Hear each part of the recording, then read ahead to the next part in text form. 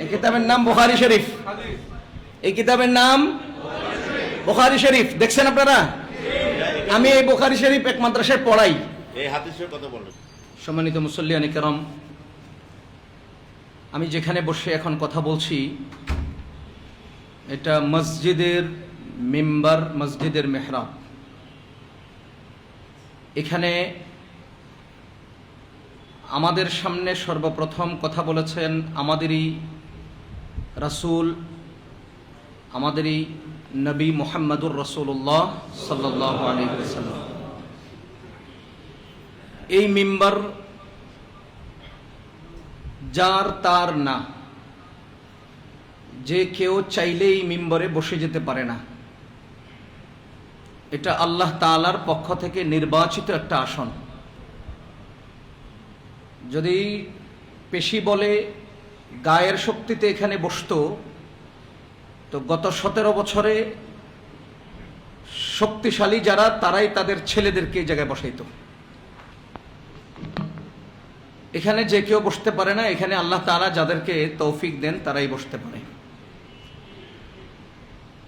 আমি সেই জায়গাতে বসে সেই রাসূলুল্লাহ সাল্লাল্লাহু আলাইহি ওয়াসাল্লামের এই জিনিস বলবেন না। 70 বছরে কেউ বসতে পারে না, এই কথাটা বলবেন কেন?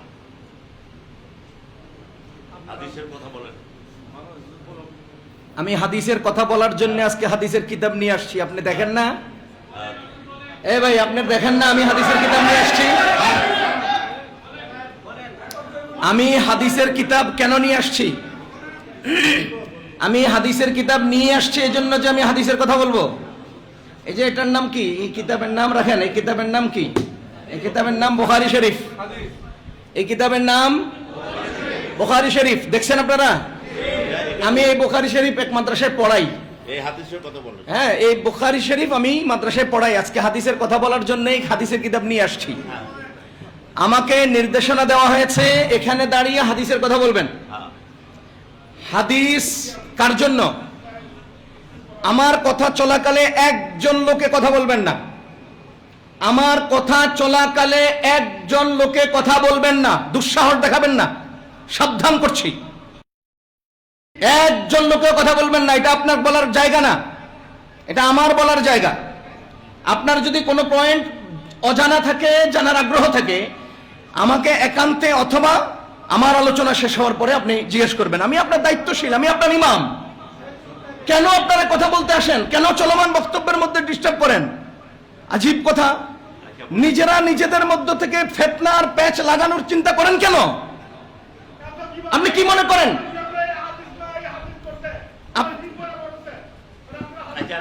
আপনি কি মনে করেন এখানে মুসল্লিগণ আমার কথা বুঝেন না? দেখেন আমার কথা বুঝেন কিনা ভাই। আমি যে গতিতে কথা বলছিলাম, আমার এই গতির কথাটা কি কারো গায়ে লাগার মতো ছিল?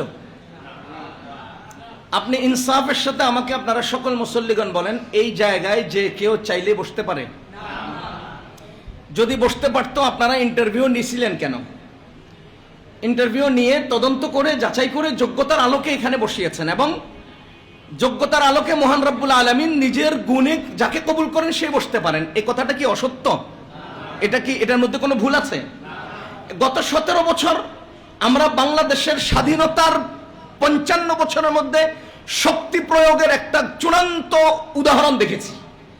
এত শক্তি প্রয়োগ অতীতে কেউ দেখায় নাই, এত শক্তি প্রয়োগ এখনো কেউ দেখাচ্ছে না। ঠিক এই শক্তি প্রয়োগের যুগে তারা কেউ পারে নাই উঠতে, সুতরাং আজকেও পারবে না, কিয়ামত পর্যন্ত পারবে না। এটাই তো আমি বুঝাতে চাইছিলাম। তো এই বুঝানোটাকেও যদি আপনি রাজনৈতিক কথা মনে করেন, হাদিসের কথা না মনে করেন, তো হাদিস কি? হাদিস কি? হাদিস তো ওইটাই যেটা কিয়ামত পর্যন্ত চলবে, ঠিক সেটাকেই উদাহরণস্বরূপ জাতিকে বুঝাই দিতে হবে। এই তো আমি হাদিসের কথা বলছি। হাদিস শোনাবার জন্য আজকে হাদিসের কিতাব নিয়ে আসছি। আমাকে বলা হয়েছে কোরআন হাদিসের বাইরে কথা বলবেন না। ঠিক আছে না? আপনারা শুনছেন না এই ব্যাপারে? আমি প্রতি জুমায় হাদিসের কিতাব এরকম একটা কাঁধে করে নিয়ে আসব, আর সেই হাদিসের কিতাবটা সামনে রেখে কিতাব খুলে খুলে আপনাদেরকে পড়ে পড়ে শোনাবো। চলবে তো ইনশাআল্লাহ?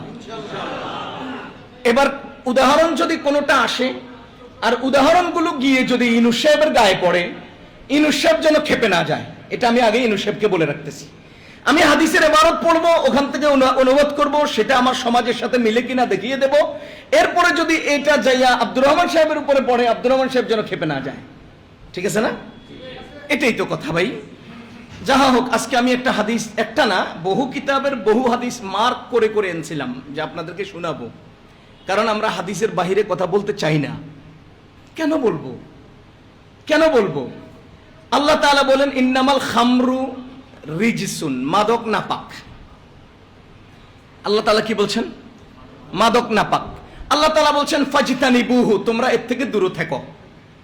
আমার এলাকার একজন ব্যক্তি, তিনি মদ পান করেন। এবার আমি ওনাকে বললাম যে ভাইজান, আল্লাহ তো মাদকরে নাপাক বলছেন আর বিরত থাকতে বলছেন, আপনি একটু নাপাকটা উপলব্ধি করেন। এবার উনি হাতা বলটাই আমার কনকে আপনি কোরআন হাদিসের কথা না করবেন। কি আজীব কথা, এটা কেমন কথা না?